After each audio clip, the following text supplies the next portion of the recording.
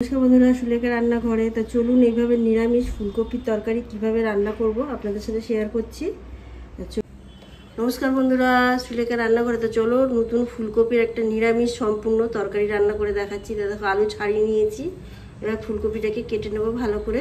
গরম জলটা ফুটছে, এখানে একটু হালকা করে নুন দিয়ে দিলাম, দিয়ে ভালো করে একটু ভাপিয়ে নেবো। তা আলুটাকে 5 মিনিটের মতন একটু ভালো করে ফুটিয়ে নেবো। এইখানে দেখো আমি মিক্সিং জার নিয়েছি, তা এইখানে দেখো কয়েকটা কাজু বাদাম আর এই আদা, এইখানে দিচ্ছি দেখো 2 চামচের মতন টক দই, দিয়ে একসাথে পেস্ট করে নেবো এটাকে।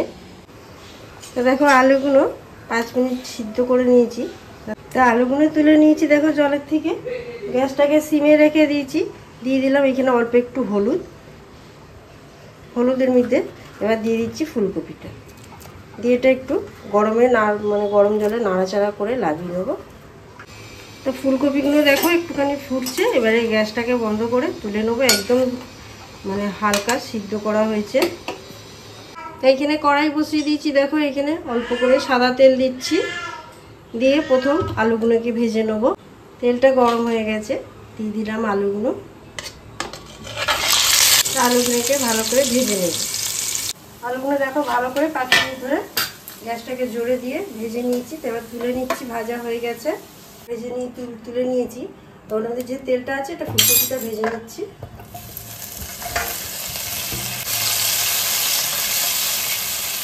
তো দেখো ফুলকপিগুলো ভালো করে ভেজে নিয়েছি একদম হালকা। এবার ফুলকপিগুলোকে তুলে নেব। ফুলকপিগুলো দেখো তুলে নিচ্ছি। দেখো কড়াইতে আর তেল নেই, অল্প একটু আছে। এবার আমি আন্দাজ মতন তেল দিয়ে দিলাম, অল্প একটু ঘি দিয়ে দিলাম তেলে। এইখানে দেখো ফোড়নে গোটা জিরা আর তেজপাতা দিয়ে দিচ্ছি।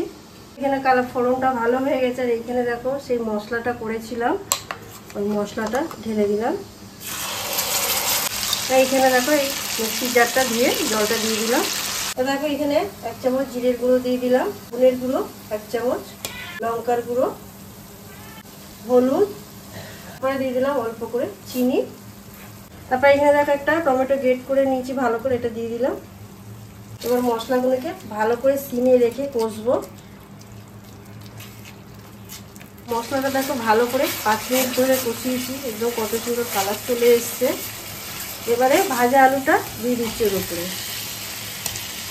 দেখো একদম সব রেডি হয়ে গেছে। মশলাটা পুরো আলুর সাথে ভালো করে কষিয়ে 5 মিনিট ধরে ভালো করে গ্যাসটাকে জোরে দিয়ে কষলাম। এরপরে দেখো উষ্ণ গরম জল দিয়ে দিচ্ছি। তা দেখো আন্দাজ মতন জল দিয়ে দিয়েছি, দিয়ে একটু ঢেকে রেখে দেবো 2-3 মিনিট। ভালোভাবে ঢাকা দিয়ে হয়ে এসছে। এবারে দেখো ভাজা ফুলকপিটা দিয়ে দিচ্ছি।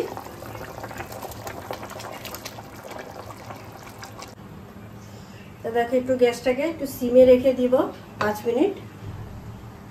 নুন দিয়ে দিচ্ছি। নুনটা তখন আমি দিতে ভুলে গেছিলাম, নুনটা দিয়ে ভালো করে ঘেটে দেবো। আর নুনটা দিইনি বলে তরকারির থেকে একটা গন্ধ বেরোয় সুন্দর, দেখবে নুন না পড়লে গন্ধ বেরোয় না। ফুলকপির তরকারিটা কতটা সুন্দর হয়ে গেছে। সবার আগে 1 চামচ যখন ঘি দিয়ে দিলাম। তো এখানে গরম মশলার গুঁড়োটা আমি ব্যবহার করলাম, আপনারা চাইলে গোটা ব্যবহার করতে পারো। আর পুরো হয়ে গেছে রেডি। লুচি হোক, পরোটা হোক, ভাতের সাথেও খুবই ভালো লাগবে, যেদিনে নিরামিষ তরকারি। তো চলুন ভিডিওটা দেখে যদি ভালো লাগে অবশ্যই চ্যানেলটাকে সাবস্ক্রাইব করবে, লাইক করবে, কমেন্ট করতে ভুলবেন না, আর শেয়ার করে দেবে যদি ভালো লাগে।